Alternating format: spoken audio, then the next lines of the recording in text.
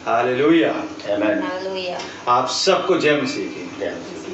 प्रभु यीशु मसीह के मधुर और सामर्थी नाम में हम आज रविवार की आराधना में आप सबका स्वागत करते हैं और उम्मीद करते हैं कि आप सब प्रभु के अनुग्रह में सही सलामत हैं।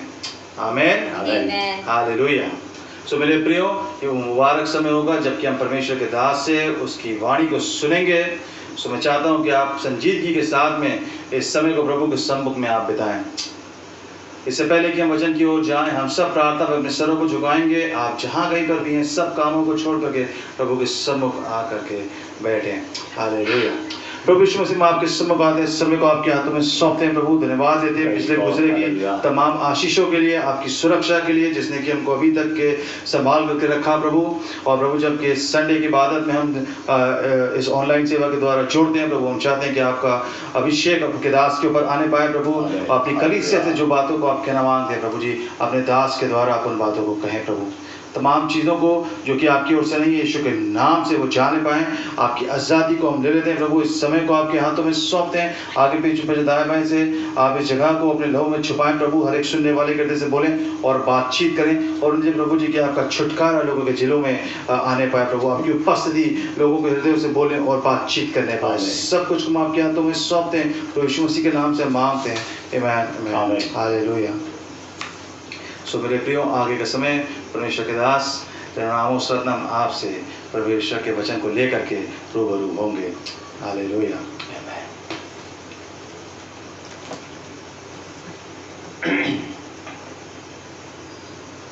Praise the lord. Praise the lord. प्रभु यीशु मसीह के सामर्थ्य और अतुल्य नाम में एक बार फिर आज की आराधना में आप सबों का दिल से मैं स्वागत करता हूँ। प्रभु को एक और इस अच्छे अवसर के लिए मैं धन्यवाद देता हूँ। ये हमारा सौभाग्य कि हम समय समय पर प्रभु के चरणों में बैठ कर के परमेश्वर के जीवित और सदा ठहरने वाले वचन को सुन करके अपने जीवन में आशीषों को प्राप्त कर सकते हैं और प्रभु के अनुग्रह में हम आत्मा में बलवंत हो सकते हैं। हम सब प्रार्थना के साथ प्रभु के चरणों में बैठे हैं और जो वचन प्रभु ने मुझे दिया उस वचन को आपके सामने मैं रखना चाहता हूँ।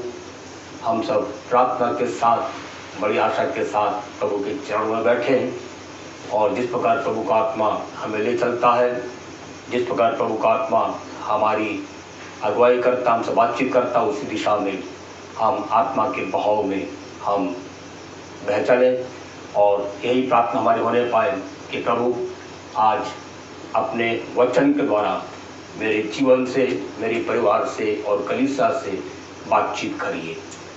परमेश्वर हमारी दिल की उमंग के अनुसार, दिल की लालसा के अनुसार हमारे जीवन में आशीषों को देना चाहता है और वो कार्य करना चाहता है। तो जितनी हमारी भूख और प्यास होगी उतना ही ज़्यादा हम प्रभु से अपने जीवन में आशीषों को प्राप्त कर सकते हैं। आइए हम सब अपनी आत्मा को तैयार करें और अपने खानों को प्रभु के वचन की ओर लगाएं और बालक शामुएल के समान हम इस प्रकार कहें, हे परमेश्वर आप मुझसे बातचीत करिए, मैं आपकी आवाज़ को, आपके वचन को सुनने के लिए तैयार हूँ। और श्योरली निश्चित रूप से प्रभु का आत्मा और वचन हमारे जीवन से आज बातचीत करेगा। अपने मन के लिए हम निकालें पहला राजा की पुस्तक, उसका 20 अध्याय 22 पद से लेकर 28 पद तक। First king chapter 20 from verse 22 to 28। तब उस नबी ने इस्राएल के राजा के पास जाकर कहा, जाकर लड़ाई के लिए अपने को दृढ़ कर और सचेत होकर सोच कि क्या करना है, क्योंकि नए वर्ष के लगते ही अराम का राजा फिर तुझ पर चढ़ाई करेगा। तब अराम के राजा के कर्मचारियों ने उससे कहा, उन लोगों का देवता पहाड़ी देवता है, इस कारण वे हम पर प्रबल हुए। इसलिए हम उनसे चौरस भूमि पर लड़ें तो निश्चय हम उन पर प्रबल हो जाएंगे। और यह भी काम कर, अर्थात सब राजाओं का पद ले ले और उनके स्थान पर सेनापतियों को ठहरा दे। फिर एक और सेना जो तेरी उस सेना के बराबर हो जो नष्ट हो गई है, घोड़े के बदले घोड़ा और रथ के बदले रथ अपने लिए गिन ले। तब हम चौरस भूमि पर उनसे लड़ें और निश्चय उन पर प्रबल हो जाएंगे। उनकी यह सम्मति मानकर बेन-हदद ने वैसा ही किया। नए वर्ष के लगते ही बेन-हदद ने अरामियों को इकट्ठा किया और इज़राइल से लड़ने के लिए अपेक को गया, और इज़राइली भी इकट्ठे किए गए और उनके भोजन की तैयारी हुई। तब वे उनका सामना करने को गए और इज़राइली उनके सामने डेरे डालकर बकरियों के 2 छोटे झुंड से देख पड़े, परंतु अरामियों से देश भर गया। तब परमेश्वर के उसी जन ने इज़राइल के राजा के पास जाकर कहा, यहोवा यूं कहता है, अरामियों ने यह कहा है कि यहोवा पहाड़ी देखता है परंतु नीची भूमि का नहीं। इस कारण मैं उस बड़ी भीड़ को तेरे हाथ में कर दूंगा, तब तुम्हें ज्ञात हो जाएगा कि मैं यहोवा हूँ। परमेश्वर इस पढ़े हुए वचनों के द्वारा आज हमारे जीवन से विशेष रूप से बातचीत करने पाए। इस पढ़े हुए संदर्भ में हम एक युद्ध के बारे में हम देखते हैं जो इस्राएलियों और अरामियों यानी सीरियन आर्मी के मध्य में हुआ, और बाइबल इस बात को बताती है उस बड़े संग्राम में अरामी राजा बेन-हदद 32 राजाओं के साथ मिलकर एक बड़ी सेना को साथ में लेकर इस्राएलियों के विरुद्ध में लड़ाई करने के लिए गया, और परमेश्वर ने उस बड़ी लड़ाई में अपनी प्रजा इस्राएलियों को जयवंत किया। परमेश्वर की इच्छा हम में से प्रत्येक के जीवन के लिए ये है कि मैं और आप अपने जीवन के अंदर, जीवन के हर क्षेत्र में जो हमारा युद्ध होता है, और विशेष तौर से आत्मिक क्षेत्र में हम जो मल्ल युद्ध का सामना करते हैं, संग्राम का सामना करते हैं, परमेश्वर की दिली इच्छा ये है कि मैं और आप हर एक विश्वासी उस लड़ाई में, उस संग्राम में, आत्मिक युद्ध में वो जयवंत हो। बाइबल हमें इस बात को बताती है, जब इस्राएलियों ने उस बड़ी सेना के ऊपर विजय को प्राप्त किया, उसके बाद तुरंत परमेश्वर का एक भविष्यवक्ता इस्राएल के राजा अहाब के पास में गया, और अहाब राजा के पास जाकर उस भविष्यवक्ता ने इस प्रकार कहा, पढ़े पद 22 वर्ष 22। तब उस नबी ने इज़राइल के राजा के पास जाकर कहा, जाकर लड़ाई के लिए अपने को दृढ़ कर, जाकर लड़ाई के लिए अपने आप को दृढ़ कर, और सचेत होकर सोच, कि क्या करना है, क्योंकि नए वर्ष के लगते ही अराम का राजा फिर तुझ पर चढ़ाई करेगा। सीरियन आर्मी के ऊपर में इस्राएलियों ने जय को प्राप्त कर लिया, लेकिन परमेश्वर का भक्त एक नबी अहाब राजा के पास जाकर कहता है, तुम्हारी प्रजा ने सीरियन आर्मी पर जय तो प्राप्त कर लिया है, लेकिन अब उसके पश्चात निश्चिंत मत रहना, अपने आप को दृढ़ कर सचेत हो जा, क्योंकि नए वर्ष के आरंभ में सीरियन आर्मी, वो अरामी सेना फिर से तुझ पर चढ़ाई करेगी। एक चेतावनी के रूप में परमेश्वर का भविष्यवक्ता अहाब राजा को यह संदेश दिया। हमारे आत्मिक जीवन के अंदर जब हम किसी भी क्षेत्र में जय को प्राप्त करते हैं, जब परमेश्वर की सहायता से, परमेश्वर की उपस्थिति से, परमेश्वर के वचन के द्वारा और उसके आत्मा के द्वारा जब हम जय प्राप्त करते हैं, याद रखिए हमें कभी भी आत्मिक जीवन के अंदर निश्चिंत नहीं रहना है।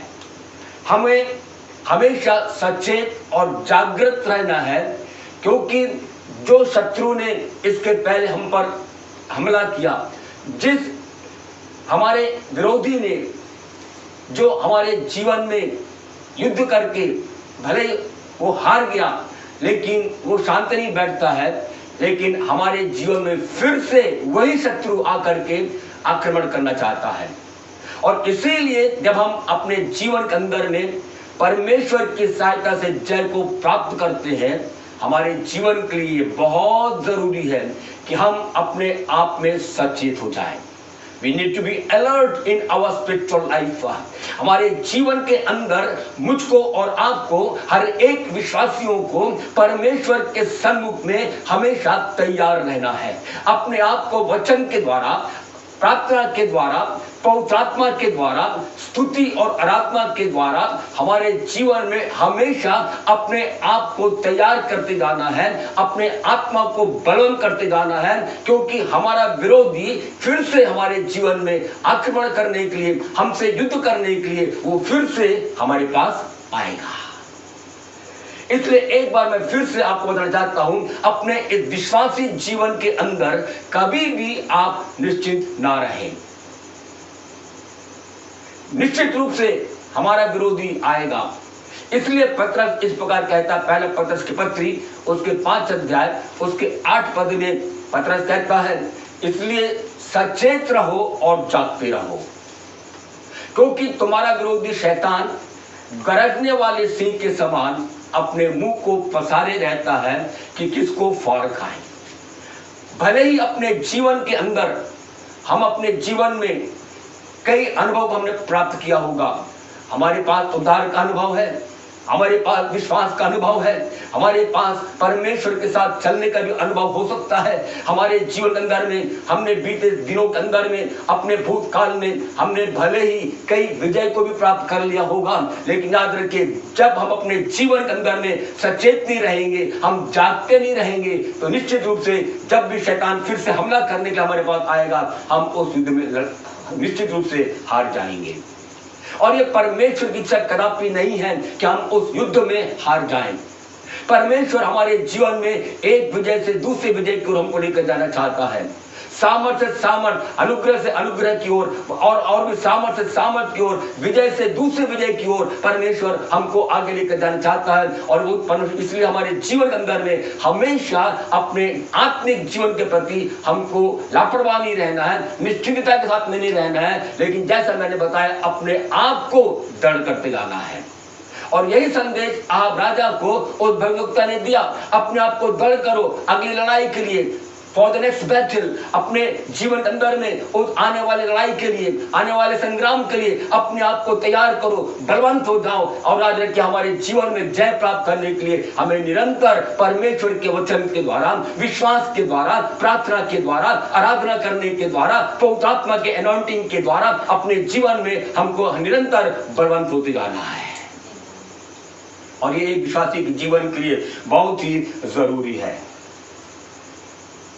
जब सीरियन आर्मी इस्राएलियों से हार गई, तब बाइबल में हम इस प्रकार पढ़ते हैं, उस अरामी सेना के कर्मचारी और राजा ने मिलकर के आपस में गोष्ठी की सम्मति किया। राजा ने उन कर्मचारियों से पूछा, क्या कारण है कि हम इन इस्राएलियों से हार गए, जबकि हमारी सेना उनसे बड़ी थी, हमारे पास उनसे ज्यादा अधिक हथियार थे, उनसे ज्यादा अधिक घोड़े रथ हमारे पास थे, लेकिन उसके बावजूद क्या कारण है कि हम इस इस्राएली जाति से हम हार गए। तब उन कर्मचारियों ने एक बात ही बताया। उन्होंने राजा से इस प्रकार कहा, पढ़िए क्या कहा, वर्ष 28 वर्ष 28। तब परमेश्वर के उसी जन ने इस्राएल के राजा के पास जाकर कहा, यहोवा यूं कहता है, अरामियों ने यह कहा है कि यहोवा पहाड़ी देवता है। यहोवा पहाड़ी देवता है, इंग्लिश में लिखा हुआ है, के अनुवाद में लिखा हुआ है कि इनका परमेश्वर पहाड़ों का परमेश्वर है। और उन कर्मचारियों ने राजा को इस प्रकार बताया, क्योंकि इस्राएलियों ने पहाड़ियों पर रह करके उन्होंने लड़ाई किया और उनका परमेश्वर केवल पहाड़ियों का परमेश्वर है, और यही कारण है कि हम इस युद्ध में हार गए। और उन कर्मचारियों ने राजा को इस प्रकार बताया कि जब तक ये इस्राएली लोग पहाड़ी के ऊपर रह करके जब वो लोग जब लड़ाई करेंगे, हम उनसे कभी भी उनके ऊपर प्रबल नहीं हो सकते हैं, हमेशा हम हारते रहेंगे। लेकिन जब इस्राएली लोग, जब वो इस्राएली लोग जब मैदान पे हों, जब वादी और तराई में हों, उस समय में जब हम उन पर हमला करेंगे तब निश्चित रूप से हम जीत जाएंगे, क्योंकि उन इस्राएलियों का परमेश्वर जो है वो केवल पहाड़ियों का परमेश्वर है। हमारे जीवन के अंदर याद रखिए, जब हम विश्वास में आगे बढ़ना चाहते हैं, जब अपने आत्मिक जीवन में हम आगे बढ़ना चाहते हैं, एक युद्ध में हमने जय को प्राप्त कर लिया, एक परीक्षा में हमने जय को प्राप्त किया, एक आत्मिक संग्राम में हमने जय को प्राप्त कर लिया, उसके पश्चात हमारे जीवन के अंदर ये बहुत जरूरी है कि हम सचेत रहें, हम जागृत रहें, क्योंकि शैतान हमेशा आरामी सेना के कर्मचारियों और राजा के समान हमारे विरुद्ध में लड़ाई करने के लिए, संग्राम करने के लिए वो हमेशा रणनीति बनाता रहता है, स्ट्रेटेजीज बनाता रहता है। कैसे हम एक विश्वासी को गिरा दें, हम कैसे परमेश्वर की राह से एक विश्वासी को अलग कर दें, किस प्रकार हम अपने जीवन के अंदर में, किस प्रकार हम इन विश्वासियों को, प्रभु की कलीसिया को हम हरा दें, हमेशा वो कोई ना कोई रणनीति बनाता रहता है। आज यदि हमारे जीवन में हमला करने के लिए, हमारे जीवन के क्षेत्र से जब शैतान आता है, हम पर हमला करता है, और प्रभु के अनुग्रह के द्वारा, उसकी सामर्थ के द्वारा जब हम जय को प्राप्त करते हैं और वो शैतान हार जाता है, उस समय में फिर शैतान जाकर के दूसरा रणनीति बनाता है। अब वो सोचता है अब मैं किस क्षेत्र से, किस रास्ते से जाकर के मैं उस पर हमला करूं ताकि वो हार जाए। और विशेष तौर से शैतान इस बात की ताक में रहता है कि प्रभु के लोग वादियों में से होकर के गुजरे। पहाड़ी पर रहने के समय में जितना भी वो हमला करेगा, जितना भी लड़ाई करेगा, याद है कि प्रभु के लोग हमेशा पहाड़ी के अनुभव में रहने के कारण वे लोग हमेशा उस युद्ध को जीतते रहेंगे। लेकिन शैतान इस ताक में रहता है, हमारा विरोधी शैतान इस ताक में रहता है कि कब हम पहाड़ से तराई में उतरें, और जब तराई में हम रहेंगे वही वो समय रहेगा शैतान के लिए कि वो आकर के फिर से हमारे जीवन में हमला करेगा। जब हम परमेश्वर के वचन को पढ़ते, वचन के आधार पर आज मैं बताना चाहता हूं, हर एक विश्वासी के जीवन के अंदर में he must have the mountain experience. हर एक विश्वासी के जीवन में उसके पास में पर्वतों का अनुभव, पहाड़ों का अनुभव होना चाहिए। जब हम परमेश्वर में पढ़ते हैं, अनेक परमेश्वर के भक्त लोग हुए जिन्होंने पहाड़ों पर जाकर के परमेश्वर के अनुग्रह के द्वारा, परमेश्वर की सहायता से उन्होंने बड़े बड़े अनुभवों को प्राप्त किया। मूसा उनमें से एक है। He was encountered with God on the mountain. पर्वत के ऊपर में रहने के कारण, पहाड़ी के ऊपर जाने के कारण मूसा ने परमेश्वर से मुलाकात किया, और that was the time of his transformation। और उस पहाड़ी पर परमेश्वर से मुलाकात करने के कारण उसका जीवन परिवर्तित हो गया। परमेश्वर भी हमारी जिंदगी में यही चाहता है कि हम परमेश्वर के उस पर्वत पर आ जाएं, परमेश्वर की उपस्थिति में आ जाएं, जहां पर हमारी मुलाकात परमेश्वर से हो जाए और हमारा जीवन प्रभु के अनुग्रह के द्वारा पूरी तौर से ट्रांसफॉर्म हो जाए। हालेलुया, यही परमेश्वर की इच्छा है। आज जितने श्रोता लोग हैं, यदि आप सुनने वालों में से कोई भी एक जन भी ऐसा है जिसने अभी तक परमेश्वर के साथ में मुलाकात नहीं किया, it hasn't encountered with God, आज हमारे जीवन के लिए एक सुंदर समय है, हम प्रभु के पास आ जाएं और प्रभु से कहें, प्रभु मैं आपके पास में आता हूं, मूसा के समान उस पर्वत के अनुभव में आना चाहता हूं जहां पर मेरी मुलाकात आपसे हो जाए और मेरा जीवन पूरी तौर से परिवर्तित हो जाए, क्योंकि परमेश्वर हम में से हर एक के जीवन को ट्रांसफॉर्म करना चाहता है। ये वो स्थान, पहाड़ का स्थान वो स्थान है जहां पर मूसा ने उस परमेश्वर की पहाड़ी पर उसने व्यवस्था को प्राप्त किया, जहां पर परमेश्वर ने अपने प्लानिंग को मूसा के जीवन में रिवील किया, जहां पर परमेश्वर ने अपने तंबू का नमूना मूसा को दिया, और जहां पर मूसा ने पर्वत पर रह करके इस अपने शत्रुओं के ऊपर में उसने कई बार जय को प्राप्त किया। एक ऐसे सुंदर अनुभव में परमेश्वर हमारे जीवन को लेकर के आना चाहता है। इतना ही, लेकिन अब्राहम एक ऐसा परमेश्वर का जन था जिसने परमेश्वर के पर्वत पर जाकर के, उस पहाड़ी के ऊपर जाकर के जिस पहाड़ी को परमेश्वर ने बताया उस पहाड़ी पर जा करके उसने परमेश्वर की उसने आराधना किया, और परमेश्वर ने उस आराधना के द्वारा परमेश्वर ने उसके साथ में वाचा को बांधा। और वे सारी बातें आप जानते हैं। उसको एक बात में बताकर मैं समाप्त, एक बात को बता करके मैं आगे बढ़ना चाहता हूं, और वो ये है कि उस पहाड़ी के ऊपर में जब उसने अपने इकलौते बेटे इसहाक को बलिदान करके चढ़ाया, उसने अपने बेटे को पुनः प्राप्त किया। आराधना का अनुभव एक पर्वत का अनुभव है।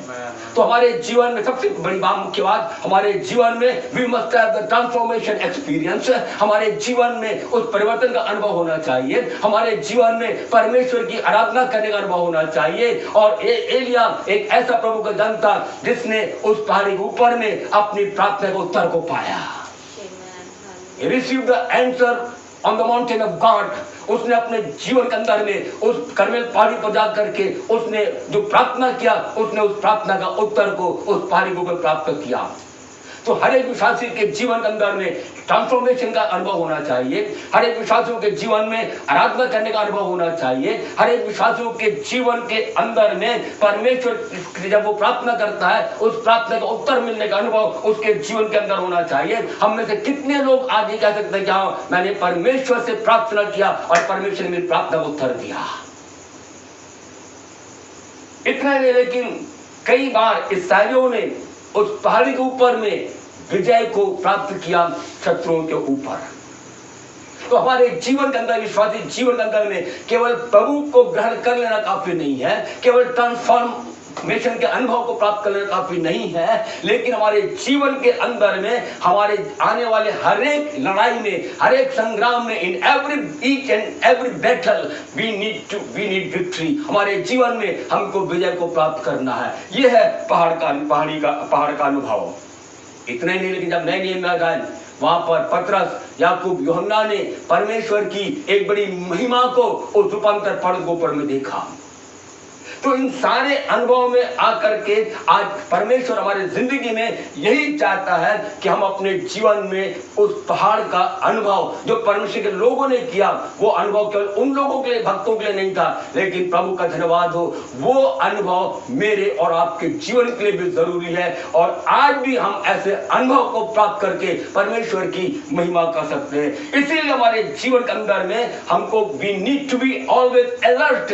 हर घड़ी हमारे जीवन के अंदर में हमको सचेत रहना है। हर घड़ी हमारे जीवन में हमको जागृत रहना है, क्योंकि हम नहीं जानते कि किस रास्ते से शैतान आएगा, किस दिशा से शैतान आएगा और हमारे किस क्षेत्र में आकर को हम पर हमला करेगा, हम नहीं जानते। इसीलिए हमारे जीवन के अंदर में पतरस हमको चिताता है, हमेशा सचेत रहो और जागते रहो, सचेत रहो और जागते रहो। सब लोग बोले सचेत रहो और जागते रहो, सचेत रहो और जागते रहो। परमेश्वर का धन्यवाद हो।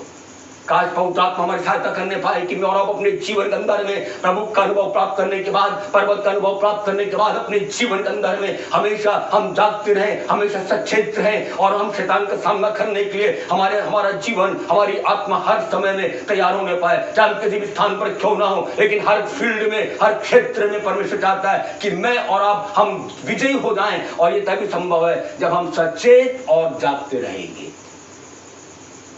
जब आप परमेश्वर का वचन पढ़, मैंने जैसा आपको बताया था, शैतान पूरी कोशिश करता है, क्योंकि जब वो देखता है कि एक विश्वासी वचन पढ़ता है, एक विश्वासी परमेश्वर के वचन को प्राप्त करता है, एक विश्वासी आराधना करता है, उस पहाड़ी के ऊपर में रह करके प्रभु के साथ संगति करता है और अपने जीवन में उस एनालिटी को प्राप्त करता है और अपने जीवन के अंदर में हर एक युद्ध पर जय प्राप्त करता है। इसलिए शैतान उस पहाड़ी के ऊपर में हमारे जीवन के ऊपर हावी नहीं हो पाता है, लेकिन वो इसी ताक में रहता है कि कब एक विश्वासी अपने जीवन में उस तराई पर उतरे ताकि मैं उस पर हमला कर सकूं।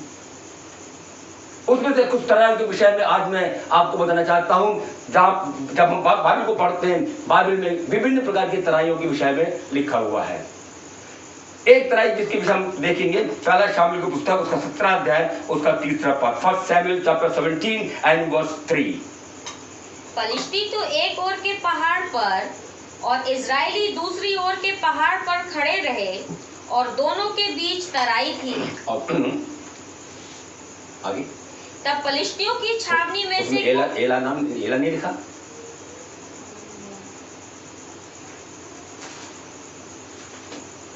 यहाँ पहला शाऊल की पुस्तक उसका 17 अध्याय, मैं उसका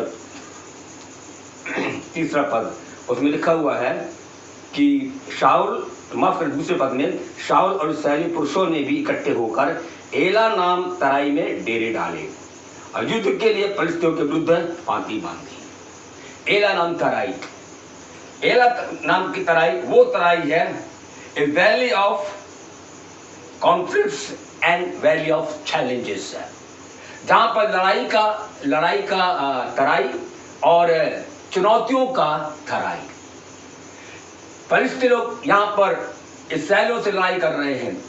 एक पहाड़ी पर फलिस्ती लोग, दूसरी पहाड़ी पर उसके सामने इस्राएली लोग, और बीच में वचन लिखा हुआ है एला नाम तराई थी, उस एला नाम तराई में इनका युद्ध हुआ। और मैंने बताया कि एला नाम की तराई जो है वो हमारे जीवन में संग्राम को दर्शाती है और हमारे जीवन में जिसका उन चुनौतियों को दर्शाती है जिनका कि हमको सामना करना पड़ता है। एक विश्वासी का जीवन चुनौतियों से भरा हुआ है। हर क्षेत्र में, हर जगह पर आपको बड़ी बड़ी चुनौतियों का सामना करना पड़ता है। और लेकिन ऐसे समय में परमेश्वर हमारे जीवन के अंदर में ये चाहता है कि मैं और आप संपूर्ण मन से परमेश्वर पर भरोसा करते हुए, परमेश्वर के वचनों पर विश्वास करते हुए, परमेश्वर के वचन के ऊपर आश्रित होते हुए अपने जीवन में हम जय को प्राप्त करें। चाहे वो तराई कितना भी चुनौती से भरा हुआ क्यों ना हो, चाहे वो तराई में हमें कितने भी संग्राम का सामना क्यों ना करना पड़े, लेकिन आज मैं प्रभु का सेवक हो करके आप सबों को इस बात के लिए एनकरेज करना चाहता हूं कि हमारे जीवन में इसमें कोई शक नहीं है कि हमारे जीवन में हमें कई चुनौतियों का सामना करना पड़ेगा। जिस क्षेत्र में आप कार्यरत हैं उस क्षेत्र में आपके सामने बड़ी बड़ी चुनौतियां आएंगी। जहां पर आप रहते हो वहां पर आपके जीवन में, बल्कि मैं कहूं कि प्रतिदिन के जीवन में आपको कई प्रकार की चुनौतियों का सामना करना पड़ेगा। लेकिन हमारे जीवन में उन चुनौतियों के ऊपर में, उस एला तराई पर जाने के पश्चात हमारे जीवन में जब हम चुनौतियों का सामना करते हैं, उस समय में शैतान हमें देखता है, अब वो सोचता है ये सही समय है, इसके सामने बहुत बड़ी चुनौतियां हैं और ये उसका सामना नहीं कर सकता। वो बड़ा खुश होता है, अब वो चाहता है अब मैं इसके जीवन में अटैक करूंगा, आक्रमण करूंगा। हमारे सामने में चुनौतियां कितनी भी बड़ी हो, कितनी बार अपने जीवन के अंदर में जब हमारे सामने चुनौतियां आती हैं, जब हमारे सामने परेशानियां आती हैं और समस्याएं खड़ी हो जाती हैं, उस समय में हम अपनी बुद्धि से, अपनी शक्ति से, अपनी युक्ति से और अपने तरीके से हम उसको सुलझाने का और सॉल्व करने का हम यत्न करते हैं। हम कोशिश करते हैं कि अपनी बुद्धि को लगा करके, अपना बल लगा करके हम अपने जीवन में उन चुनौतियों का सामना करना चाहते हैं। हम समस्याओं का हल अपने बुद्धि से, ताकत से, युक्ति से और अपने तरीके से हम करना चाहते हैं। लेकिन आज मैं आपको बताना चाहता हूं, जब आप एला नाम तराई में खड़े हुए हैं, परमेश्वर ये चाहता है हम पूरी रीति से परमेश्वर को अपने जीवन के अंदर में हमारी ओर से लड़ने का हम उसको अनुमति दे दें। हमें परमेश्वर को उस युद्ध में इन्वॉल्व करना है, उस युद्ध में हमें परमेश्वर को अनुमति देना है कि वो हमारी ओर से लड़ाई करे, क्योंकि बाइबल हमें स्पष्ट रूप से बताती है युद्ध तुम्हारा नहीं है लेकिन युद्ध मेरा है। संग्राम परमेश्वर का है। जब युद्ध परमेश्वर का है, प्रभु के लोगों के साथ शैतान लड़ाई करना चाहता है, हमारे शत्रु लड़ना चाहते हैं, ये ऐसे अवसर पर हमारे जीवन के लिए ये बहुत अनिवार्य है कि we must allow God to fight on our behalf. हमारे जीवन में हमारी ओर से लड़ने के लिए हमें परमेश्वर को अनुमति देना है। और उसके साथ ही साथ हमें इस बात को देखना, शत्रु क्या सोचता है कि इनका परमेश्वर केवल पहाड़ियों का परमेश्वर है, लेकिन परमेश्वर हमारे जीवन में दखल दे करके, हमारे जीवन में उस युद्ध में इन्वॉल्व होकर के इस बात को प्रमाणित करना चाहता है कि परमेश्वर केवल माउंटेन का परमेश्वर नहीं है, वो परमेश्वर केवल पहाड़ों का परमेश्वर नहीं है जैसा कि शत्रु समझ रहे हैं। लेकिन याद रखिए, हमारा परमेश्वर जो वादियों का भी परमेश्वर है, वही परमेश्वर तराई का भी परमेश्वर है। जो पहाड़ों का परमेश्वर है वही परमेश्वर वो तराई का भी परमेश्वर है। और याद रखिए, जिस परमेश्वर ने पहाड़ी के ऊपर में अपने प्रजा को, अपने लोगों को युद्ध में जय को दिया, वही परमेश्वर तराई में भी आकर के अपने लोगों को वो जयवंत करेगा। परमेश्वर का धन्यवाद हो। इसलिए आज हम सब अपने जीवन के अंदर में हम खुश हो जाएं कि जो परमेश्वर पहाड़ी के ऊपर में शत्रु के ऊपर जयवंत करता है, वही परमेश्वर वादियों में भी अपनी प्रजा को, अपने लोगों को जयवंत करता है, क्योंकि संग्राम यहोवा का है। God is the God of, not only God of mountain, but he is the God of valley also. वो वादी का भी वो परमेश्वर है। वो अपने जीवन में आज हम प्रोत्साहित हो जाएं, खुश हो जाएं, क्योंकि न केवल पहाड़ी के ऊपर में, लेकिन चैलेंज से भरे हुए तराई में भी जब मैं और आप उतरते हैं, वहां पर भी परमेश्वर हमारे साथ उस वादी में, तराई में वो रहता है। एक और तराई के बारे में हम देखें, भजन 84 उसका 6 पद, Psalms 84 and verse 6। वे रोने की तराई में जाते हुए, वे रोने की तराई में जाते हुए उसको सोतों का स्थान बनाते उसको हैं। सोतों का स्थान बना लेते हैं। दूसरा तराई जिसमें से विश्वासी लोग गुजरते हैं वो है रोने की तराई, वैली ऑफ वीपिंग। अपने विश्वासी जीवन के अंदर में कितनी बार इस वादी में से, रोने की तराई में से हम गुजरते हैं। बीते दिनों के अंदर में, इस पैंडेमिक काल में कितने लोगों ने अपने प्रियजनों को खो दिया, कितने लोगों ने अपनी नौकरी को खो दिया। They lost their job, they lost their beloved ones। अपने प्रियजनों को उन्होंने खो दिया। कितने लोगों ने अपने नौकरी को खो दिया और न जाने क्या क्या उन्होंने खो दिया। रोने की तराई में, रोने की तराई में कई बातें, कई कारण हमारे जीवन में रोने के हो सकते हैं। कई बार हमने प्रभु के सम्मुख में हमने आंसू बहाया होगा। कितनी बार रोने की तराई में जाते हुए हमने अपने आंसुओं को बहाया।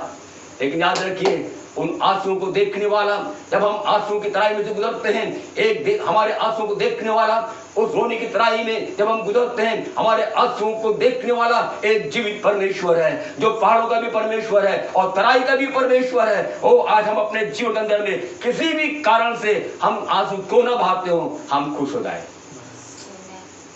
क्योंकि और गॉड इज विद अस।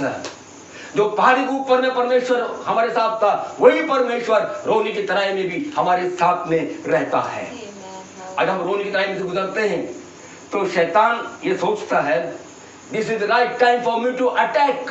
मेरे जीवन के लिए बहुत, शैतान सोचता है मेरे जीवन में बहुत अच्छा समय है कि मैं इसके ऊपर हमला कर दूं, इसके लड़ाई कर दूं, क्योंकि वो सोचते हैं तो रो रहा है, निस्सहाय है, कोई सहायता करने वाला इसके पास नहीं है, अब मैं इसके ऊपर हमला करूंगा। लेकिन शैतान तू कान खोल के सुन ले, मेरा परमेश्वर जो पहाड़ों का परमेश्वर है, वही परमेश्वर सेम गॉड, वही परमेश्वर मेरे साथ इस रोने की तराई में भी मेरे साथ में है। वो मेरा परमेश्वर है, ही इज माय गॉड। चाहे मैं किसी तकलीफ में से क्यों ना गुजरूं, किसी परेशानियों में से क्यों ना गुजरूं, किसी विषम परिस्थिति में से क्यों ना गुजरूं, लेकिन मेरा परमेश्वर जो पहाड़ों का परमेश्वर है, वही परमेश्वर मेरे रोने की तराई में भी वो मेरा परमेश्वर है।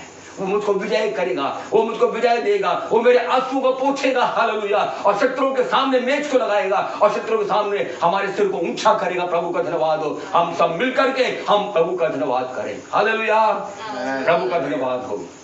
एक और वैली के बारे में हम वचन में पढ़ते हैं, होशे की पुस्तक उसका 2 अध्याय उसका 15 पद। वहां पर एक तराई के बारे में लिखा हो जिसका नाम है आकोर की तराई, दी वैली ऑफ आकोर। आकोर की तराई का अर्थ होता है where there is no hope, जहां पर कोई आशा नहीं है, hope, the valley of hopelessness है, एकदम जहां पर कोई आशा नहीं, जहां पर कोई आशा की किरण नहीं दिखाई देती है। कितनी बार अपने जीवन के अंदर में हम जब पर्वत से उतर आगे बढ़ते हैं, लेकिन एक बात याद रखिए, हमारे विश्वासी जीवन में पहाड़ का स्थान भी है, हमारे आत्मिक जीवन में वादी का भी स्थान है, तराइयों का भी स्थान है। यदि आप व्यवस्था की पुस्तक अभी पढ़ी होती, मैं आपको ऐसे बता देता हूं, व्यवस्था की पुस्तक 11 अध्याय उस 11 पद में लिखा हुआ, परमेश्वर ने पहले से ही इस्राएलियों को बता दिया था कि जिस देश में तुम जा रहे हो, जिसकी प्रतिज्ञा मैंने किया था, वो देश पहाड़ों का भी है और तराई का भी देश है। आप उसको आराम से घर में व्यवस्था की पुस्तक का Deuteronomy chapter 11 and verse 11 उसको आप पढ़िएगा। उसमें परमेश्वर ने पहले बता दिया, जिस भूमि को देने की प्रतिज्ञा मैंने किया है, जिस देश को देने की प्रतिज्ञा मैंने तुमसे किया है, वो देश पहाड़ों का भी देश है और वो देश तराइयों का भी देश है। यदि हमारे जीवन में if we have the mountain experience, we must have the valley experience also. यदि पहाड़ों का अनुभव हमारे जीवन में हम करते हैं तो उसके साथ हमारे जीवन में बहुत अनिवार्य है कि हम तराई का भी अनुभव करें। और याद रखिए, our real battle begins in the valley. पहाड़ में तो सब कुछ ठीक है, हम प्रार्थना कर रहे हैं, आराधना कर रहे हैं, स्तुति कर रहे हैं, अनॉइंटिंग हमारे साथ में है, पवित्र आत्मा हमारे साथ में है, वचन हमारे साथ में है, वचन को सुन रहे हैं, पढ़ रहे हैं, सब कुछ हम कर रहे हैं, विश्वासी लोग हमारे साथ में है, संगी साथी हमारे साथ में है, सब कुछ अच्छा है। लेकिन जब वैली आते हैं, when we are alone in the valley, जब वादी में हम उतरते हैं, घाटी में जब उतरते हैं, याद रखिए वहां पर हमारे जीवन में एक वास्तविक संग्राम, एक वास्तविक लड़ाई आरंभ होती है। और जब हम अपने जीवन के अंदर में इस प्रकार के आशाहीन वादी में से गुजरते हैं, हम ऐसे परिस्थितियों से, ऐसे बातों से गुजरते हैं जहां पर हमारे जीवन में हमें कोई आशा नजर नहीं आती है, सब तरफ निराशा निराशा निराशा, हर क्षेत्र में निराशा निराशा और निराशा। लेकिन ऐसे समय में अपने जीवन के अंदर में हम इस बात को कन्फेस करें, मेरा छुड़ाने वाला जीवित है, माय रिडीमर लिविथ है, बिकॉज ही लिव्स, क्योंकि वो जीवित है, इसलिए आई कैन फेस टुमारो। मैं अपनी समस्याओं का सामना कर सकता हूं, अपने विषम परिस्थितियों का सामना कर सकता हूं, अपने कंफ्यूजन का सामना कर सकता हूं, शैतान का मैं सामना कर सकता हूं। I can face everything everything and everything because my redeemer he lives. वो जीवित है। प्रभु का धन्यवाद हो। और एक बार फिर मैं इस बात को बताना चाहता हूं, we can face tomorrow, we can face the enemies because he lives, क्योंकि वो जीवित है, वो जीवित है। और वो जीवित परमेश्वर केवल पहाड़ों का परमेश्वर नहीं है, लेकिन वो वादियों का भी परमेश्वर है। जल्दी से एक और वादी बता करके मैं आपको आगे लेकर जाऊंगा। भजन 23 उसका 4, इस पद को हम सब अच्छे से जानते हैं। वहां पर लिखा, हिंदी में लिखा हुआ है कि चाहे मैं घोर अंधकार से भरी हुई तराई में होकर के चलूं तो भी हानि से नहीं डरूंगा। इंग्लिश में लिखा हुआ, दो I walk through the valley of the shadow of death है। ये वो तराई जहां पर मृत्यु है, ये वो तराई जहां पर भय है, ये वो तराई जहां पर अंधकार ही अंधकार है, ये वो तराई जहां पर हमारे जीवन में we face all sorts of pains and afflictions. हमारे जीवन में हम हर प्रकार के दुखों का अनुभव अपने जीवन में हम करते हैं। We face sickness, we face financially problems, अपने जीवन में हम बीमारी का सामना करते हैं, हमारे जीवन में हम आर्थिक तंगी का अनुभव करते हैं। ये है वो अंधकार से भरी हुई तराई, मृत्यु से भरी हुई तराई। और जब हम इस सिचुएशन से गुजरते हैं, when we are financially tight, आर्थिक रूप में हम बड़े कमी घटी में रहते हैं, और जब अपने जीवन में हम जब बीमार पड़ते हैं, when we go through the sicknesses, बीमारी में से जब गुजरते हैं, हमारे जीवन जब समस्याओं में से गुजरते हैं, शैतान देख करके बड़ा खुश होता है और शैतान सोचता है ना अब ये अच्छा सही समय है कि हम इस पर हमला करें। तो हमारे सामने में वो लड़ाई करने के लिए आता है, हमें गिराने के लिए, हमें हराने के लिए वो हमारे पास आता है, प्रभु से दूर करने के लिए वो हमारे पास आता है। और शत्रु सोचता है अब मैं इसके ऊपर में जय प्राप्त करूंगा, क्योंकि इसके पास सहायता करने के लिए कोई भी इसके साथ नहीं खड़ा है, इसके जीवन में कोई आशा नहीं रह गया है, इसके जीवन में अब कोई रास्ता दिखाई नहीं दे रहा है। लेकिन याद अब कितने बार जीवन के अंदर में जब लोग इस वादी में से, इस भजन 23:4 में जो जिस वादी के बारे में बताया गया है, मृत्यु की वादी, घोर अंधकार की वादी, जब इस वादी में से गुजरते हैं, मैंने बिलीवर दे गिव अप। कितने विश्वास अपने जीवन के अंदर में हिया छोड़ देते हैं, विश्वास खो देते हैं, विश्वास में डगमगा जाते हैं। और कितने बार विश्वासी लोग अपने जीवन के अंदर में दे मर्मर लाइक चिल्ड्रन ऑफ इस्राएल, उन इस्राएलियों की संतानों के समान वे लोग कुलकुलाते हैं, गुड़गुड़ाते हैं, परमेश्वर को ब्लेम करते हैं और परमेश्वर के सामने में कई प्रकार के अपने कंप्लेंट्स को रखते हैं। और कई बार इस वादी में से गुजरने के समय में, इस वादी में से गुजरने के समय में लोग वचन को पढ़ना बंद कर देते हैं, प्रार्थना करना बंद कर देते हैं, चर्च आना बंद कर देते हैं, स्तुति आराधना करना बंद कर, सब कुछ बंद हो जाता है।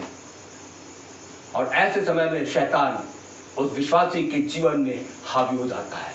लेकिन जब हम इस वादी में से गुजरते हैं, आज मैं प्रभु का सेवक होकर के इस बात को बताना चाहता हूं, इस वैली में आकर के हमें इस बात को डिक्लेयर करना है कि मेरा परमेश्वर, पहाड़ों का परमेश्वर, मेरा परमेश्वर इस मृत्यु की वादी में भी वो मेरा परमेश्वर है। वो मुझे संभालेगा, वो मुझे लेकर चलेगा, वो मुझे से बाहर मुझे निकासी देगा, मुझे बाहर निकालेगा और मैं अपने जीवन में शैतान के सारी युक्ति के ऊपर में मैं जय को प्राप्त करूंगा।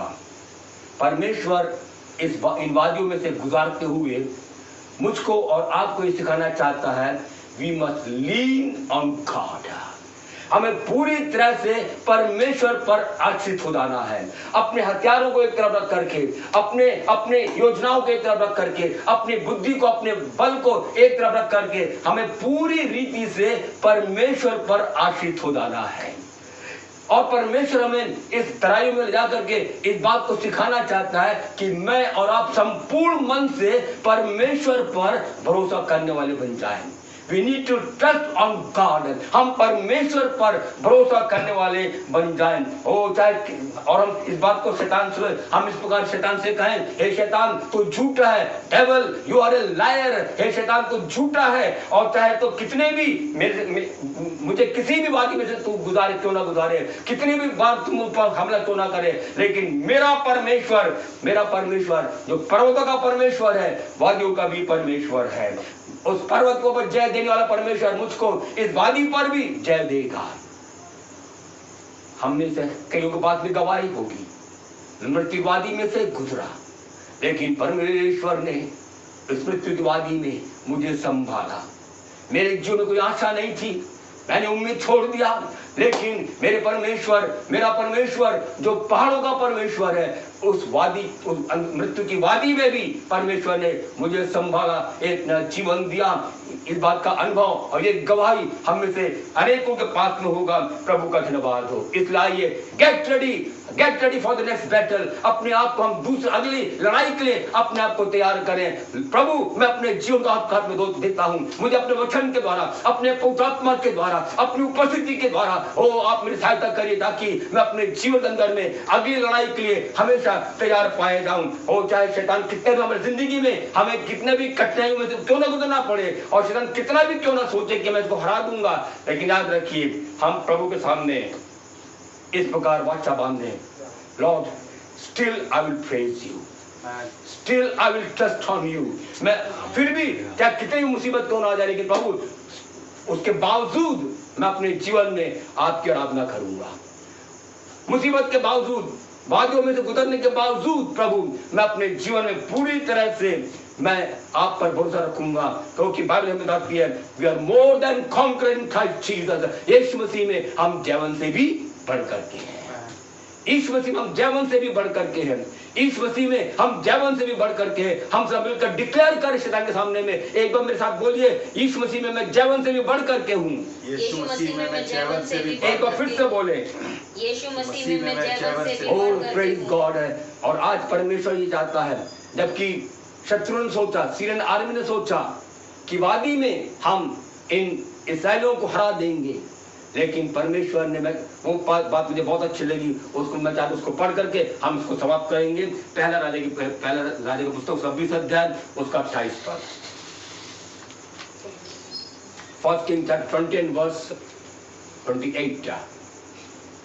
तब परमेश्वर के उसी जन ने इज़राइल के राजा के पास जाकर कहा, यहोवा यूं कहता है, अरामियों ने ये कहा है कि यहोवा पहाड़ी देवता है, परंतु नीची भूमि का नहीं। इस कारण मैं उस बड़ी भीड़ को तेरे हाथ में कर दूंगा। इसलिए परमेश्वर ने उस बड़ी सेना को, उस बड़ी भीड़ को उन इस्राएलियों के वश में कर दिया, अधीन कर दिया। तब तुम्हें ज्ञात हो जाएगा, और तब तुम्हें ज्ञात हो जाएगा कि मैं यहोवा हूँ। प्रेज़ द लॉर्ड, कि मैं यहोवा हूँ। शत्रुओं के सामने हमारा जीवन परमेश्वर ऐसा हमको करेगा, ताकि हमारे जीवन के द्वारा, विजय प्राप्त करने के द्वारा, प्रभु में स्थिर रहने के द्वारा, प्रभु पर आश्रित होने के द्वारा, प्रभु संपूर्ण से भरोसा रखने के द्वारा अपने जीवन के अंदर में, ओ हालेलुया, अपने जीवन में जब हम स्थिर रहेंगे, याद रखिए हमारे जीवन के द्वारा परमेश्वर इस बात को प्रमाणित करेगा कि परमेश्वर, गॉड इज गॉड, चाहे हम पहाड़ी के ऊपर में हो चाहे वैली में हो, हमारा परमेश्वर है और वो हमको विजय देगा, हमको आगे बढ़ाएगा। यही हमारी जिंदगी में परमेश्वर की इच्छा है। प्रभु ने चाहे इसके आगे मैं आपको अगले बार और आगे इसके लेकर जाऊंगा, उसका हम दूसरे भाग में हम जाएंगे। तब तक प्रार्थना करते रहें। और आज हमने जो कुछ सीखा, परमेश्वर चाहता है चाहे पहाड़ में हो चाहे तराई में हो, परमेश्वर चाहता है कि प्रभु के लोग हमेशा विजयी रहे। God bless you all. प्रभु हमें तेरे को आशीष दे।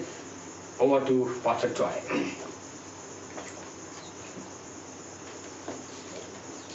Hallelujah. So God is God, whether it is a valley, whether it is a mountain. कितनी उत्साहित करने वाली बातें परमेश्वर ने अपने दास के द्वारा हमसे कही। हालेलुया। हम सब प्रार्थना में जाएं। प्रभु यीशु मसीह में आपका धन्यवाद देते हैं प्रभु कि आप हमारे लिए प्रभु हर जगह पे वो ठहरने वाली, वो विश्वास करने वाली वो ढाल है प्रभु, जहाँ पे हम सुरक्षा को प्राप्त कर सकते हैं प्रभु जी।